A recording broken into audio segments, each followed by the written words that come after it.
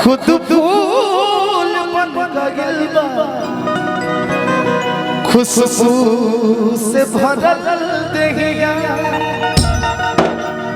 एक और गीत सोशल मीडिया पे बहुत वायरल भइल है कि निदिया भुलाए बचना नैना भइल दगाबाज हो कि हमारा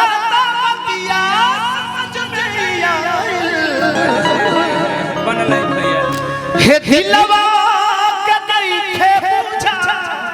हो।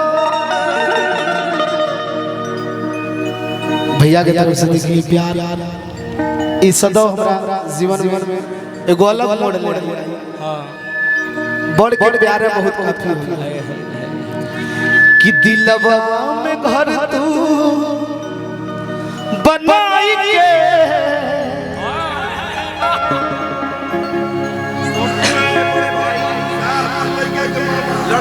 अच्छा अच्छा अच्छा आदरणीय चंदन भैया शाहपुर लड़के के मामा जी की तरफ से बहुत सारा प्यार कि नैया के रनवा चढ़ाई के उड़ जाइबू हो मैना उड़ जाइबू मैना उड़ जाइबू मैना खोता के खरर बनाई के उड़ जाइबू हो मैना। आई एगो हमार फेवरेट गीत ओकरा बाद से गोलू भैया गोपाल चाचा जी आई कहे कि मारे हवा के झोंका लहरे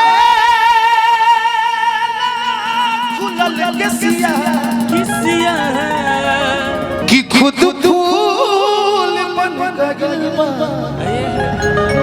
खुशबू से भरल देहिया कि इस शरीर के बना हो इस शरीर के बना बा भैया बा बिजली गिरा रहल बा लागे की जैसे खेतवा में सरसों चले के ओढ़नी के रंग पिया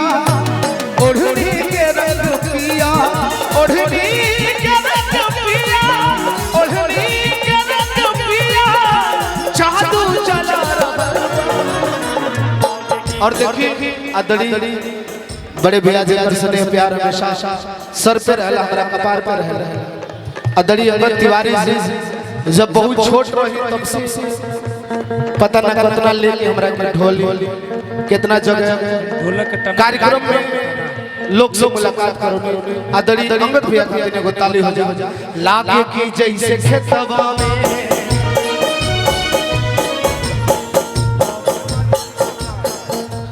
और देखिए एससी म्यूजिक रिकॉर्ड के मालिक ऋषभ साय भैया की तरफ से खूब प्यार खूब आशीर्वाद लागे की जैसे खेतवा में सरसों फूला रहल बा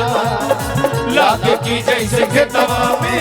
सरसों फूला रहल बा ओढ़नी के रंग पिया ओढ़नी के रंग पिया ओढ़नी के रंग पिया ओढ़नी के रंग पिया जादू चला लागे की जैसे खेतवा में हो लागे की जैसे खेतवा में सरसों फूला रहल बा लागे की जैसे खेतवा में सरसों फूला रहल बा ओढ़नी के रंग पिया ओढ़नी के रंग पिया।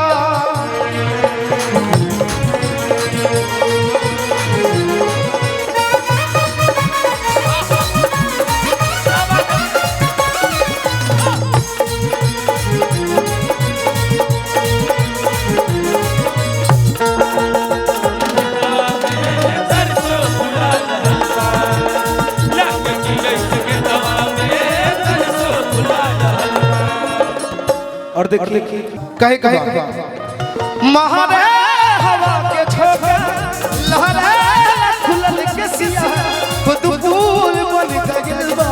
खुशबू से बदल देगा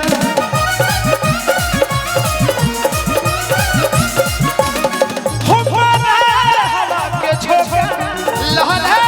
खुलल के सिया खुद फूल बन गइल बा खुशबू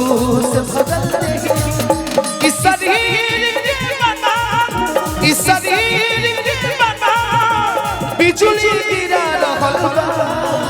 लागे जैसे खेतवा